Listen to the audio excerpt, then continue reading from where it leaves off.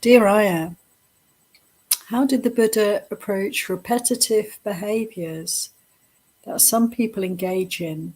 For instance, there are so many people in this world addicted to cigarettes, etc. Did Buddha give any advice? Thank you, Sid. Yeah, you know, I don't know if they had cigarettes at the time of the Buddha, but no doubt they will have had various substances that people could get addicted to, or behaviours, or ways of thinking, moods.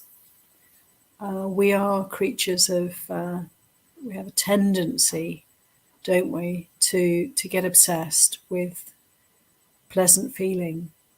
Even actually also we can get obsessed with unpleasant feeling and even get addicted to that.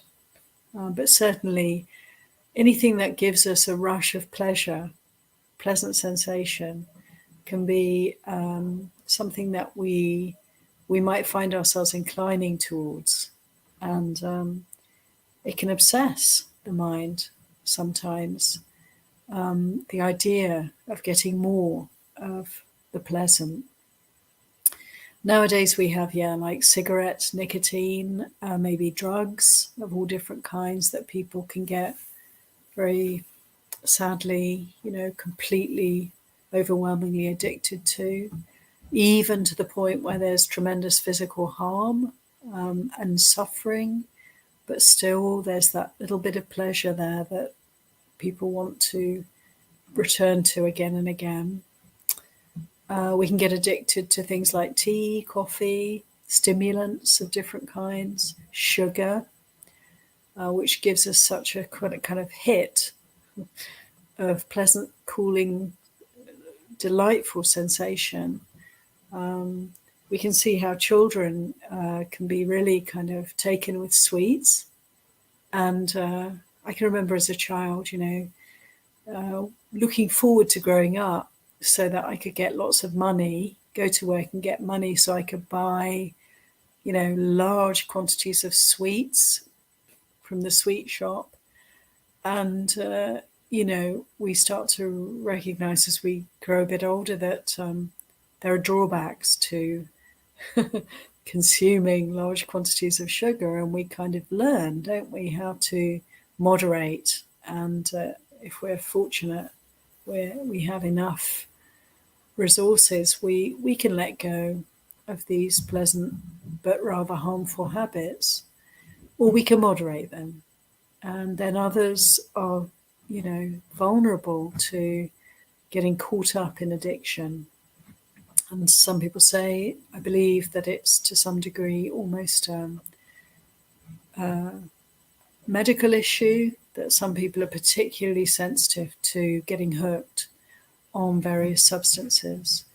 And so we can have a lot of compassion for this struggle that we all have with the tendency to get addicted to this, that, or the other. And let's remember that I'm talking about all sorts of things we put into the body through the mouth or in other ways, but actually we can also be just so addicted to habits of thinking, ways of being. And this too can be, of course, a source of great suffering for us. The Buddha's teaching us in so many ways how to work with addiction. You could call it desire. It's just a matter of degree, isn't it? So craving, desire, wanting. If it's turned up, if it's very heightened, very strong, then we can call that addiction. But the root problem is that of wanting, and oftentimes it's wanting the pleasant. And so all of our practice is really about noticing where there's a pleasant feeling, what happens. We start to want and desire more of it. And can we notice that? Can we be aware of that? These 18 realms that we experience, 6 senses, liking, disliking, or neutral. And, we can watch the interplay, and we can through paying attention, actually, and really being aware of what's happening, we can often notice and catch the kind of tendency to grasp at the pleasant, the tendency to push away the unpleasant, the tendency to kind of drift off when there's neutral experience and barely notice it. So we have a handle then on desire.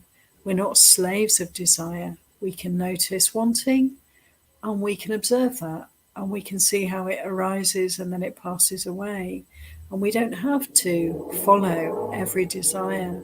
Addiction is like it's simply an exaggerated form of desire.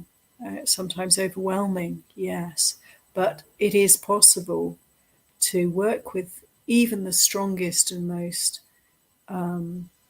obsessing desires and slowly whittle away at them, So it reminds me a little bit of my teacher Goenka describing, some sankhāras, some habits are like a line drawn in water.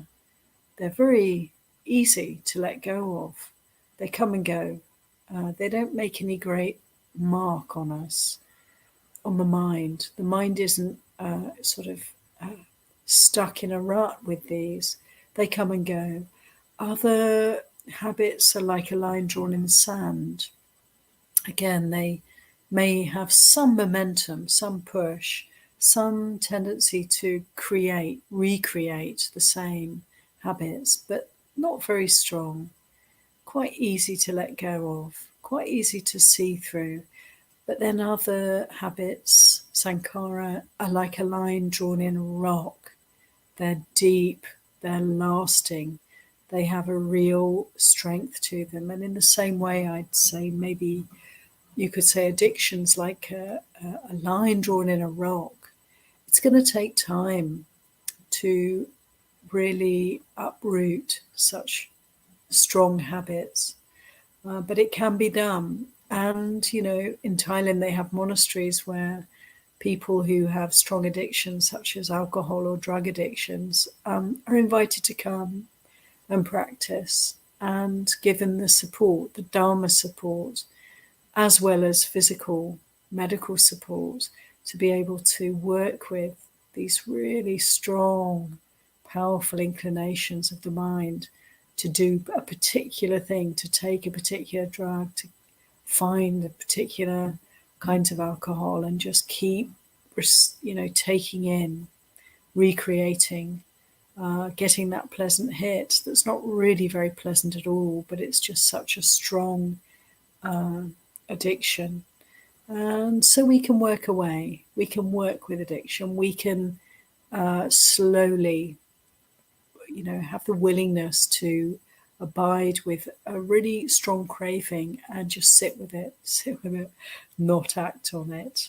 And this is really, in a way, true for everybody, whether we have strong addictions or not.